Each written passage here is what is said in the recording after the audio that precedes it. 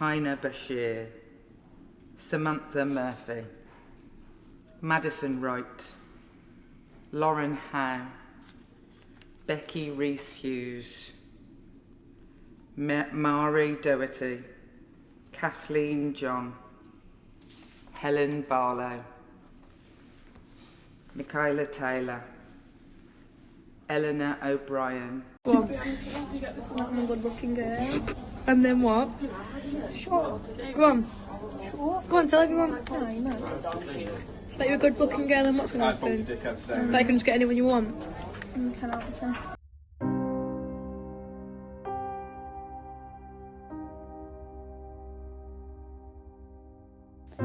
In August 2022, my sister was murdered by her boyfriend.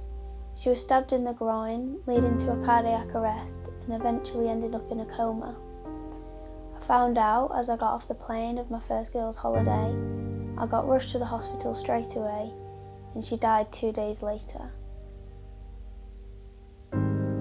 I have since never experienced anything like that in my life. First, I want to go and speak to my mum to get a clearer understanding about Ellie's case, and I want to know how traumatic grief has affected her along the way. Ellie was in a relationship with a man by the name of Kevin Mannion. He was considerably older than her, and they had been together for about 8 months. I had never met this man. Ellie kept him secret at first and then withheld details about him for good reason, as it turned out.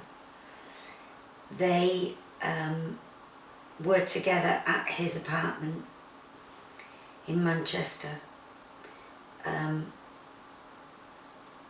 He summoned the emergency services, and when the paramedics arrived, they found that Ellie had a stab wound to the groin.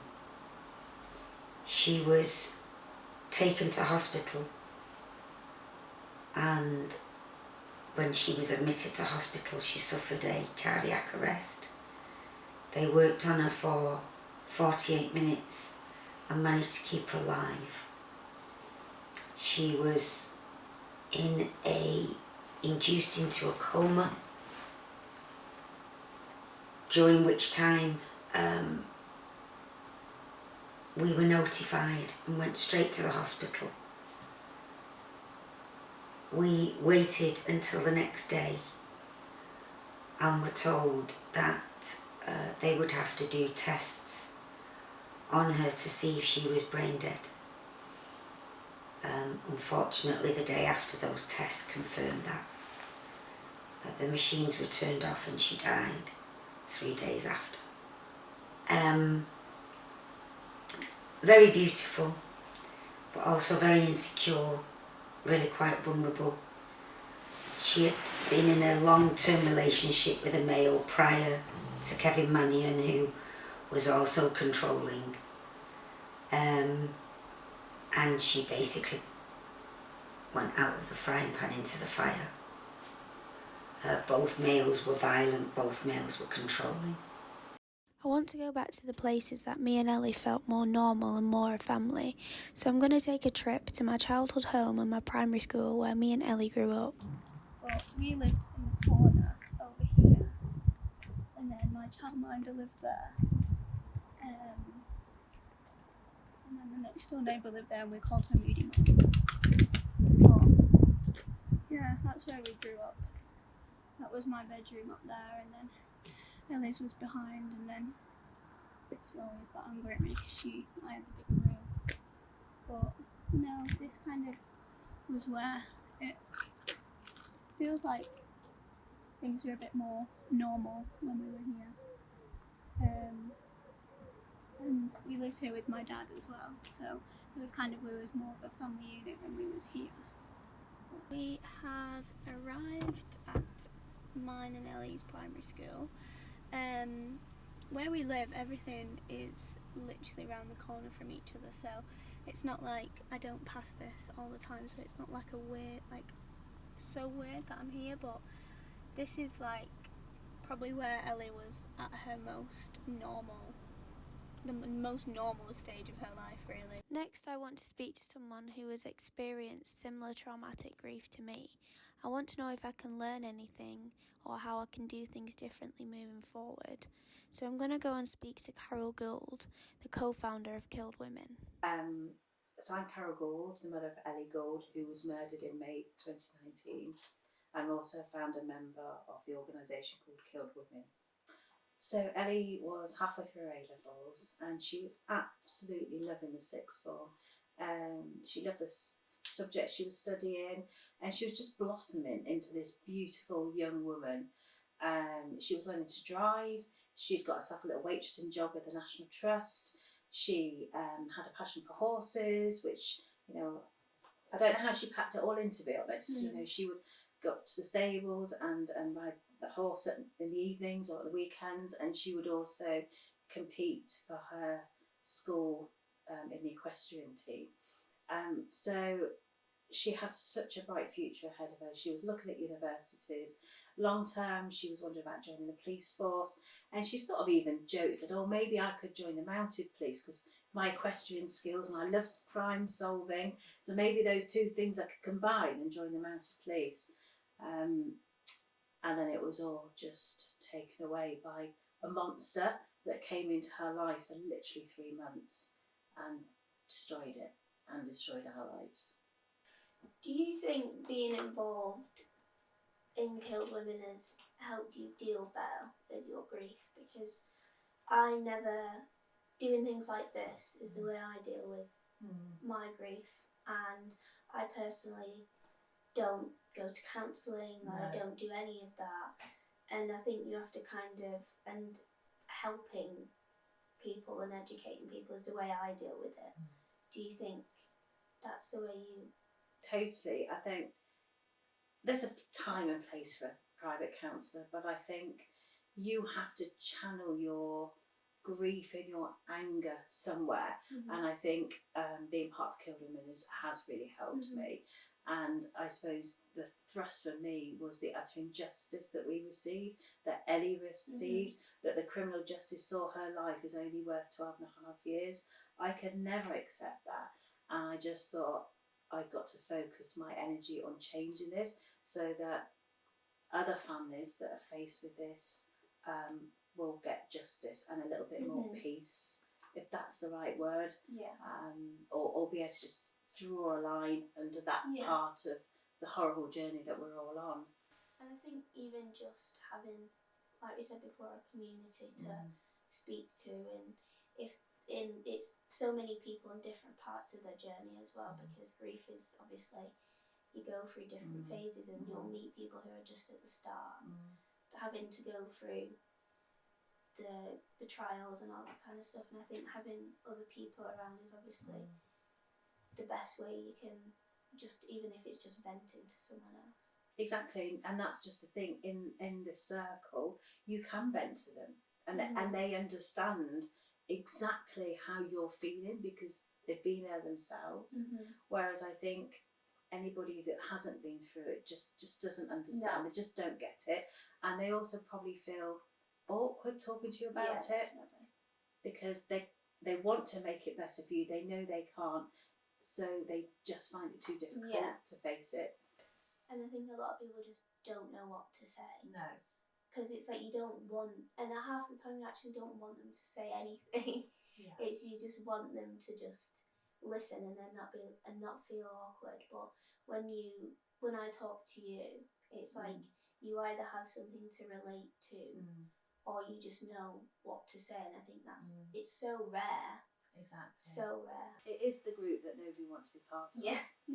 But sadly, here we are, and all we can do is strive for positive changes. Have you found that people deal with you differently because Ellie's death was a murder rather than through natural causes?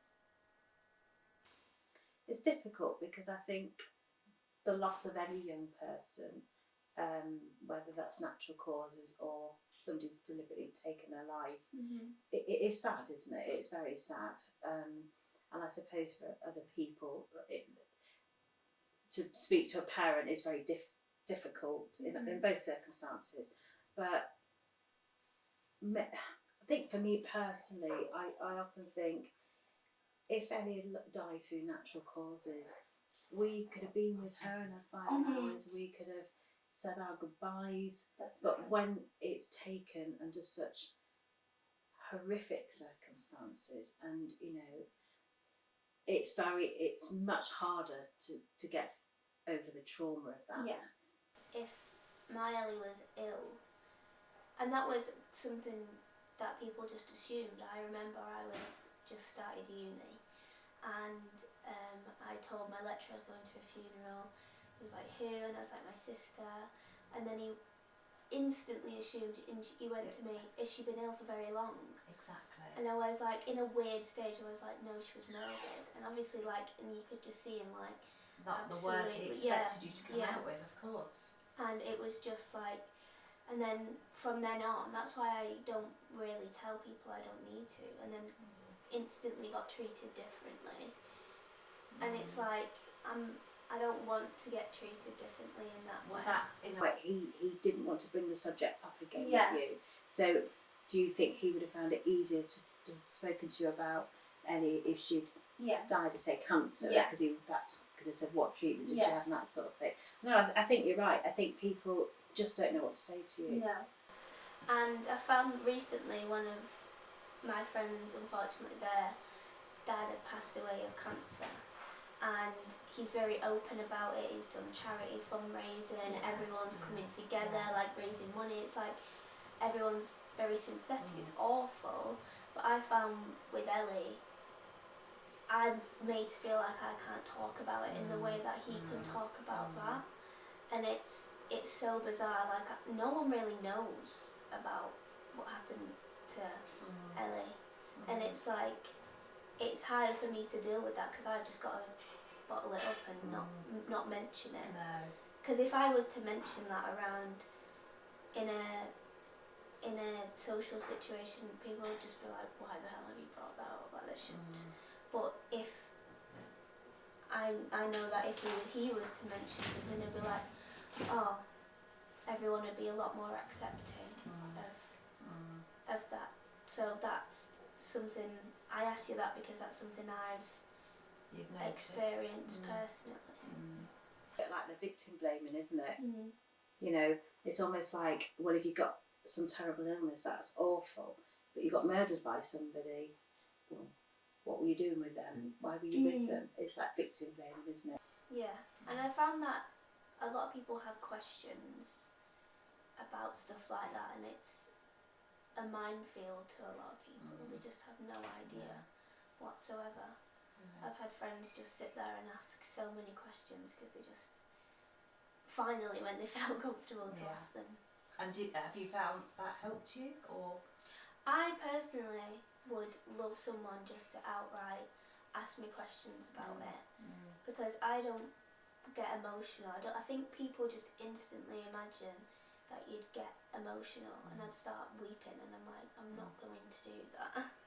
I would rather you sit there and ask me about it, and I can tell you about things. And that, for you to be able to talk about your sister and who she was as a person. But now we just have to pretend like she just didn't exist, That's so sad. for the sake of other people. And it's some weird, bizarre loophole that I've recently discovered, especially now because I'm in a situation where I'm a lot further ahead with the grief journey, and I'm not in a stage where I want to bury it anymore. I actually do want to talk about it, and I suppose this is the first stage. But how do you even start by addressing that? I think the positive thing you can do is talk about Ellie, and in doing so educate others. Tell Ellie's story, tell other people, and that will help raise awareness of coercive controlling behaviour and how easy it is to get dragged in to that scenario, and how difficult it can be to escape the clutches of somebody that's very controlling. And yeah, that would be my advice. You channel it and talk about her. It was such an eye-opening experience to speak to someone who felt the same way that I did. Even though she lived at the other side of the country, she was a person I'd never met. It was so easy to talk to her and to see how she dealt with the trauma of losing her daughter Ellie, who was only 17 when she passed away. And it made me sad, it made me happy, but also I learnt so much. I learnt so much from speaking to her. Speaking to Carol made me realise I want to be more in touch with my thoughts and my feelings around my grief. So I spoke to Claire Taylor from Star Bereavement. Yep, I'm Claire Taylor and I'm the service manager at Star Bereavement in Wakefield. And we're a charity organisation supporting children and young people across the Wakefield district who've been bereaved.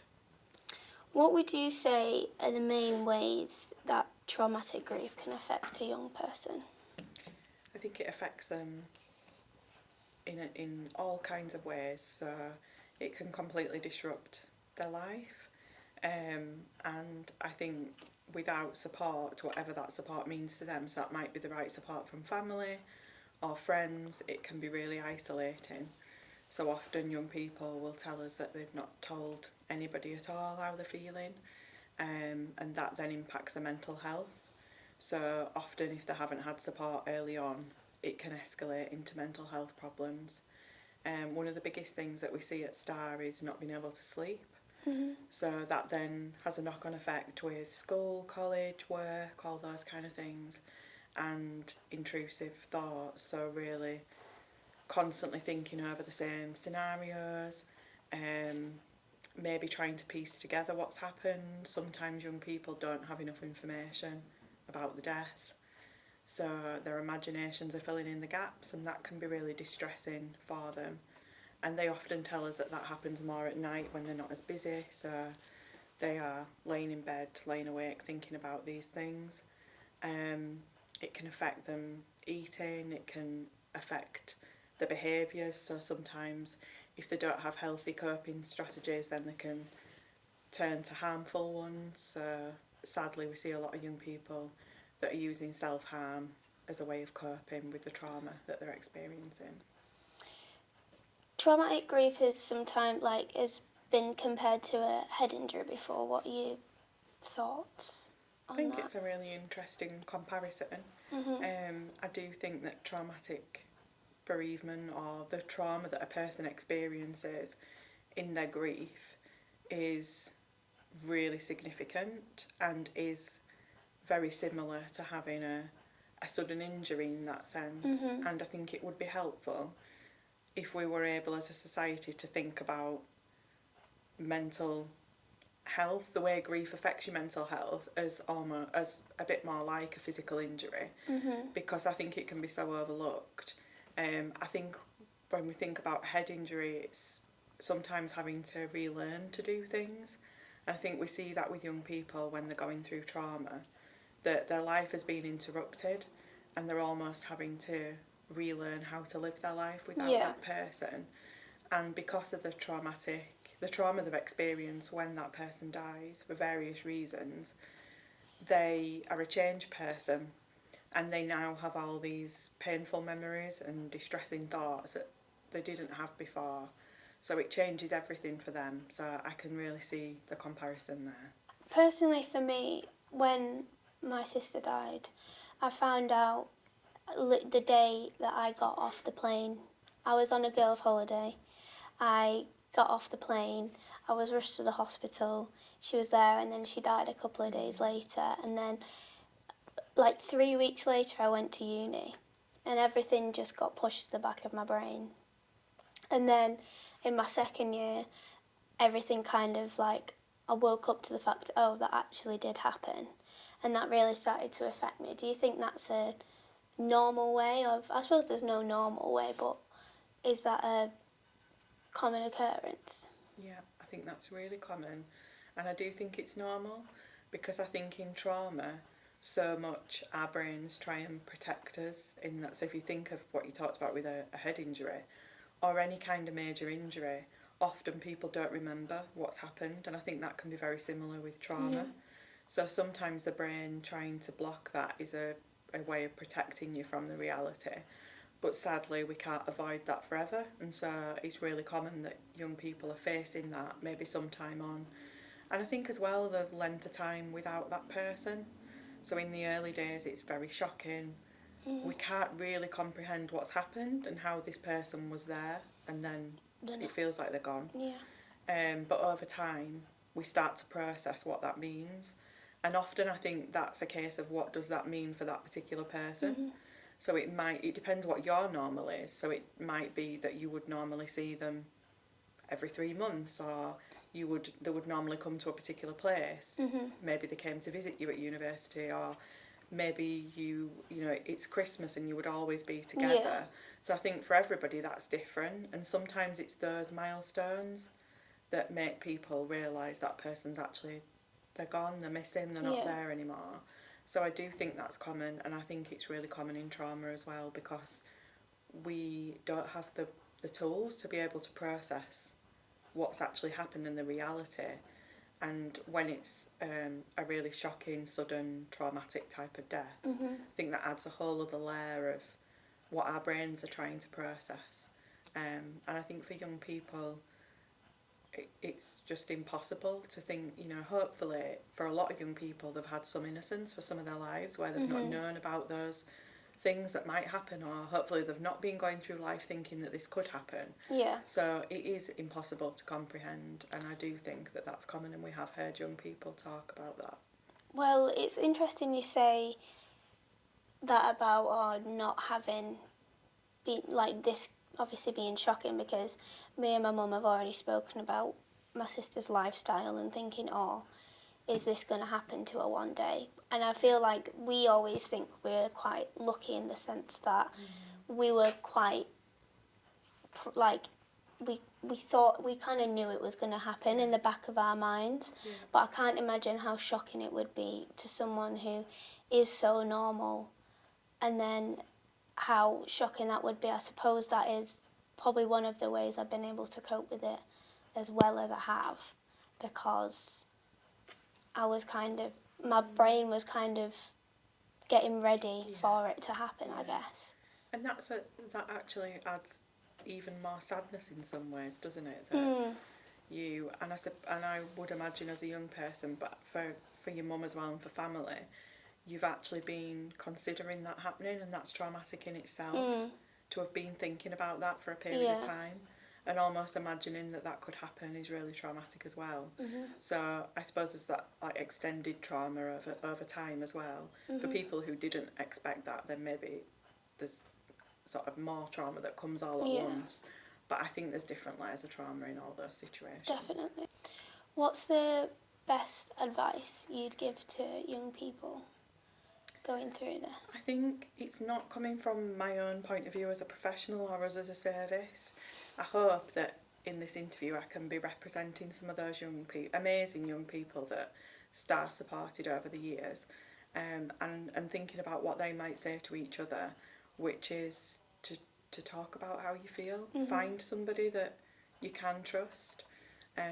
If you've got a friend that you trust with your feelings, but just find a way to share. And one of the things that our youth voice group said last year was express it. So it doesn't have to be talking, but find what works for you in terms of expressing your pain, because we can't keep it all inside, it's too big.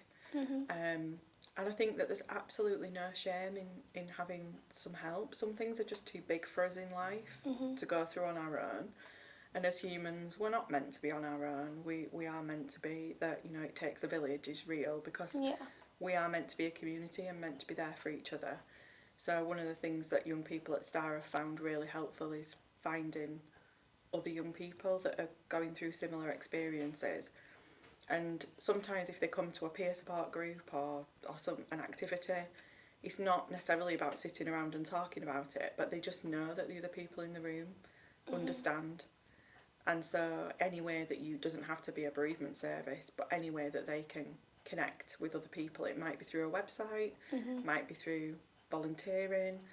there's some real peace and comfort for young people in knowing that they're not alone in those experiences. I think that's the main thing as well, finding people who feel the same way as you, because unfortunately we are part of this group Yes.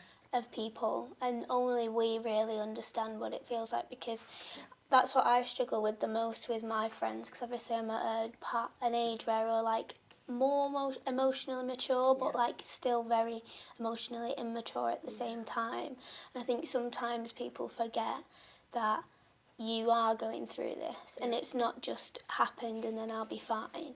It'll hit me at different times and different days. So speaking to people that actually feel the same way as you is probably the one thing I've learned definitely from doing this. Very powerful. Yeah. And what you just said is really key about it doesn't just happen and then, you know, something magically happens and you're okay. There's absolutely no time frame. There are no rules in grief. And, you know, young people have really wanted, particularly schools, to understand that this is not going to disappear. This is part of their life now, and they have to find ways to grow with it. It's not going to magically disappear. Yeah. And I think there's still a lot of pressure on people in general around grief to move on, to get over it. And it's complex, so lots of young people find it, you know, they have a lot of guilt and they find it very difficult to be young people. You mentioned about having to quickly almost put it to the back of your mind when you were starting university. I think the ages of young people means there's lots of transitions and lots of really big key things happening in their lives. Definitely. And so they need people around them that can give them that flexibility, understand and support them, because it's not, there's never going to be a good time or a right time. No. The grief and the experience is still going to be there.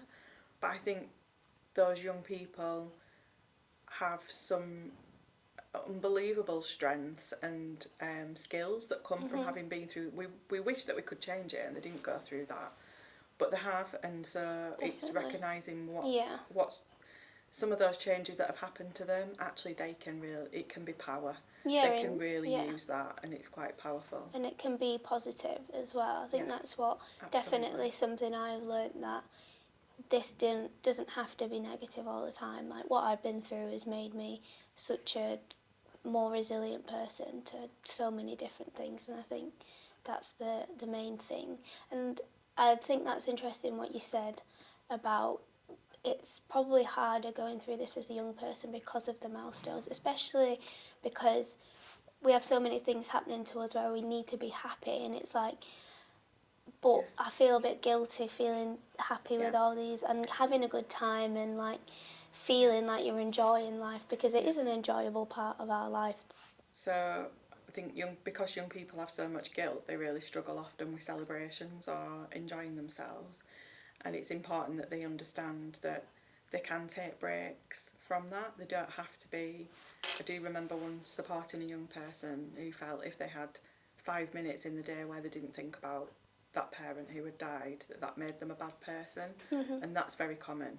And we need to move away from that, and we need to make sure young people know that they are living and their life is for living.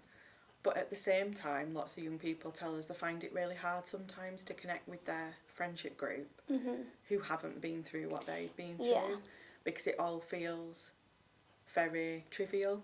Or, you know, they've sadly going through something like that forces you to be mature in a way that I was just going to say that you're so much more advanced maturity-wise, emotionally mature-wise, because you've had to go through this. I can't imagine what that feels like for someone younger than me, having to go through that, because people at 16, 17 are very emotionally immature.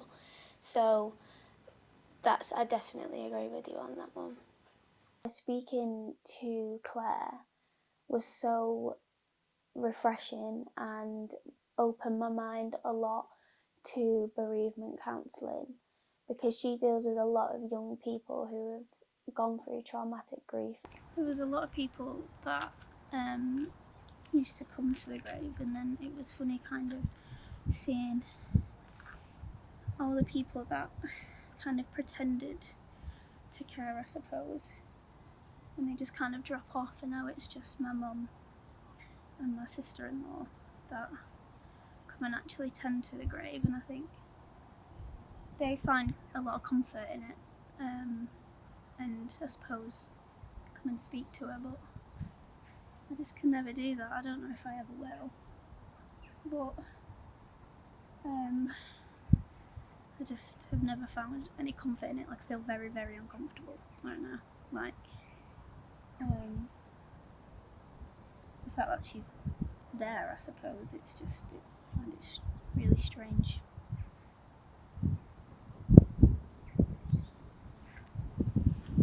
Yeah. I've learnt so much from this whole experience of making this film. I've spoken to people that I wouldn't have spoken to before and learnt so much from those people as well. I really wanted to show people what the different stages of grief look like and how grief can affect people in many different ways. And it's not just crying or sobbing or not being able to get out of bed, whereas I've felt those feelings, but they're not a constant at all. I wanted to shine a light on controlling and coercive behaviour and how your actions can affect other people, and how young men need to realise that your actions and what you feel at the time and your overwhelming emotion will affect, and it will have a butterfly effect on so many different people. Because of one man's choice, my life is never going to be the same again. The way I act and how I react to things will never be the same again. And I think as much as this stage in my life I feel strong and intact, I'll never get to experience the things that I wanted to with Ellie. We're never gonna share the things we wanted to share with each other. She'll never see me get married, she'll never see me have kids, my kids will never know her. And sometimes I just wish I could ring her and rant to her and talk to her. But because of one person's actions, I'll never be able to do that.